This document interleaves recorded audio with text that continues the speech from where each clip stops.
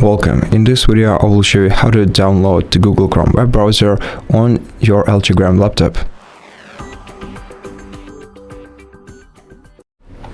First of all, open your default web browser.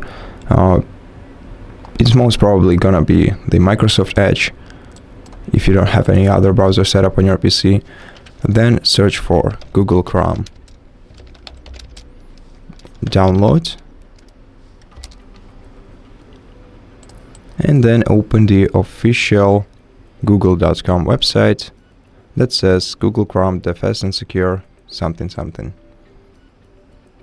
Now, to download Google Chrome, you just have to click Download Chrome icon in the middle of the screen, then wait until the setup file is downloaded, click on it, and then you can close your current browser, click OK, and wait until the Google Chrome is downloaded and installed.